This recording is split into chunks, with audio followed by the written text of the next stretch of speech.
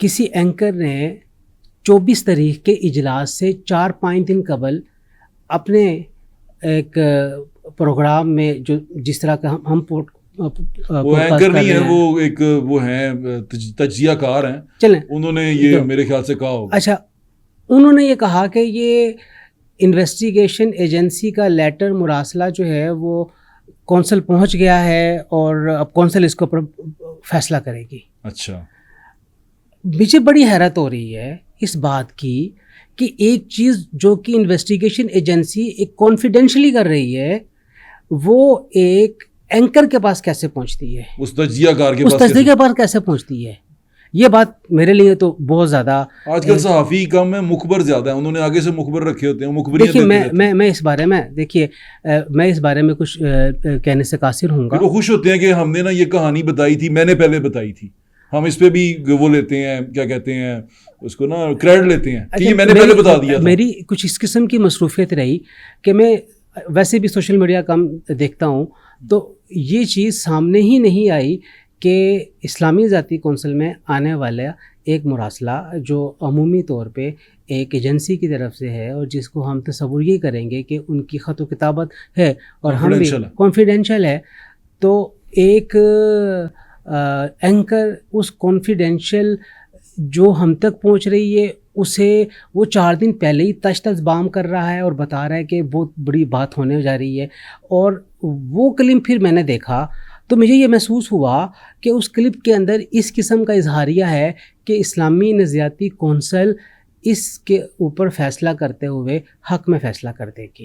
یہ مجھے محسوس ہوا مرزا کے حق میں فیصلہ کرے گی. مجھے اس کلپ کو سننے کے بعد یہ محسوس ہوا, اور یہ کلپ میں نے 25 تاریخ کو, یعنی ہمارا فیصلہ 24 تاریخ کو ہوا کونسل کا, میں نے یہ جب سوشل میڈیا کو میں نے سرچ آؤٹ کیا میں دیکھوں تو صحیح کیا کیا ہو رہا ہے اس کے اوپر, کیا اس کیس کے بارے میں, تو پھر مجھے یہ بات آشکارا ہوئی کہ اس طریقے سے یہ چیز آگے پروسیڈ ہو رہی ہے.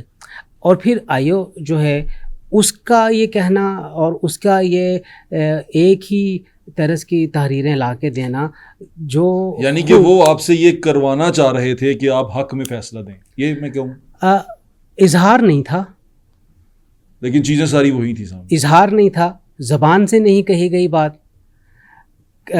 کوئی بات اس طریقے سے کنوے نہیں کی گئی, لیکن یہ بات ہمارے لیے بہرحال اچنبے کی تھی. ٹھیک ہے. اچھا, پھر اسی اثنا میں نے اپنے ریسرچ ونگ کو کہا کہ اس مسئلے کو لک انٹو کریں. ریسرچ ونگ نے پھر چیزیں تلاش کرنا شروع کی, تلاش کرتے ہوئے ان کے پاس وہ والے فتاوی بھی آ گئے جو فتاوی مدعی کے حق میں تھے, جو مدعی جس نے دعویٰ کیا ہے, جس کے کہنے کے اوپر FIR کٹی ہے, وہ اپنے حق میں وہ جن کلمات کے بارے میں یہ دعویٰ کر رہا ہے کہ ان کلمات کے اندر توہین رسالت کا عنصر پایا جا رہا ہے, تو وہ اس کے حق میں جو فتاوی اس نے اکٹھے کیے وہ آ گئے.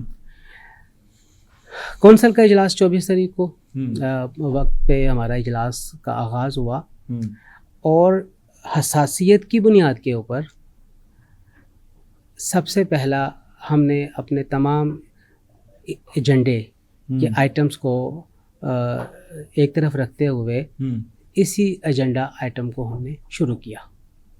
یہ ہمارا ضمنی ایجنڈا آئٹم نمبر 2 تھا. ایک ریگولر ایجنڈا تھا اور ایک ضمنی ایجنڈا تھا, اور آپ دیکھیے گا کہ کم و بیش 2 گھنٹے کونسل میں علماء نے اس مسئلے کے اوپر بحث کی. 2 گھنٹے کم و بیش 2 گھنٹے بحث کی. ٹھیک ہے. اور کم و بیش ہر ممبر جو شریک تھا اس نے, کتنے ممبر ہیں آپ کے کونسل میں؟ ہمارے 20 ممبر ہیں, لیکن اس دن 17 ممبر کونسل 17 ممبر وہاں موجود تھے وہاں جنہوں نے فیصلہ دیا کہ یہ ہوا ہے. وہ حق میں کتنے نے دیا اور خلاف کتنوں نے دیا؟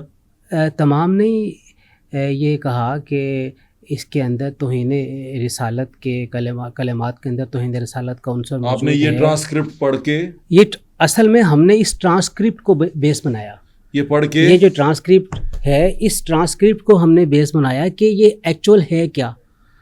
آپ نے یہ ٹرانسکرپٹ 17 نے پڑھ کے, 17 کے 17 نے کہا کسی ایک نے بھی اختلاف نہیں کیا اس سے. یہ جو 17 لوگ ہیں ان سب کے مسلک سیم ہیں یا ڈفرینٹ مسالک سے بھی ہوتے ہیں؟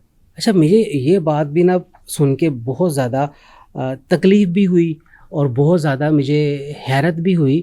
میرے سوال بھی ہو رہی ہے یہ؟ نہیں, آپ کے سوال سے مجھے ایک وکیل کی میں نے اس کا ایک 40-45 منٹ کی ایک ویڈیو دیکھی ہے. اس ویڈیو کے اندر وہ اس بات کو ثابت کرنے لگا ہوا ہے کہ یہ سارے کے سارے جو ممبران ہیں اس میں سے 90% ممبران جو ہیں وہ اسی مسلک سے تعلق رکھتے ہیں. کس مسلک سے؟ جو میرا مسلک ہے فقہ حنفی, اہل سنت و جماعت کے ساتھ تعلق رکھنے والے. وہ یہ ثابت کر رہا ہے کہ یہ سارے کے سارے ایک ہی مسلک کے ہیں اور ایک مسلک کے ہونے کی وجہ سے ان کا بائسنس سامنے آ رہا ہے. اور بائسنس کو وہ کیا کہہ رہا ہے؟ وہ کہہ رہا ہے کہ بائسنس اس لیے سامنے آ رہا ہے کہ مرزا محمد علی اکثر اہل سنت و جماعت کے بزرگان دین اور ان کے ائمہ کرام, ائمہ مجتہدین کے اوپر اعتراض اور تنقید اور تنقیص کیا کرتے تھے. اچھا میں صرف یہ پوچھ لوں, کیا یہ 17 جو وہ وکیل صاحب کہہ رہے ہیں کیا سچ میں ایسا ہے؟ نہیں ایسا, سب کے سب ایک مسلک سے ہیں؟ نہیں بالکل بھی ایسا نہیں ہے.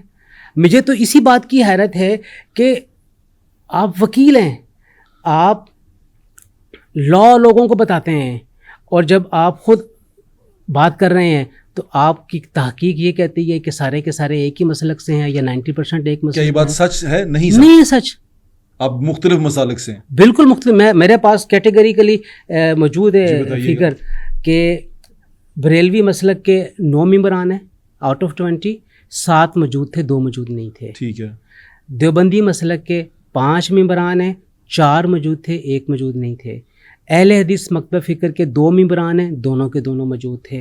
اعلی تشیع کے 1 ممبر ہیں, 1 موجود تھے. 1 اسکالر ہوتے ہیں, اسکالر موجود تھے. اور 2 ریٹائرڈ جج موجود تھے ہمارے اس پینل کے اندر. موجود تھے ریٹائرڈ جج موجود تھے. کیا نام بتا سکتے ہیں ان کے؟ جی بالکل. جناب ریٹائرڈ جسٹس الطاف ملک صاحب جی. اور جناب چودھری ظفر صاحب, یہ دونوں موجود یہ دونوں موجود تھے.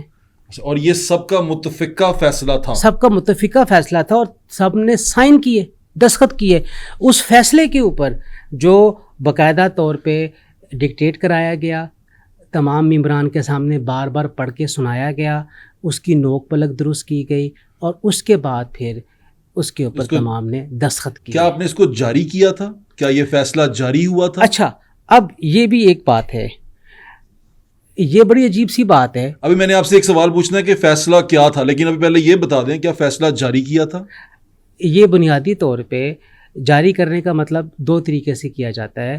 ایک ہوتا ہے پبلیکیشن کے لیے, پریس ریلیز کے طور پہ. ہم نے اس کو پریس ریلیز کے طور پہ جاری کیا.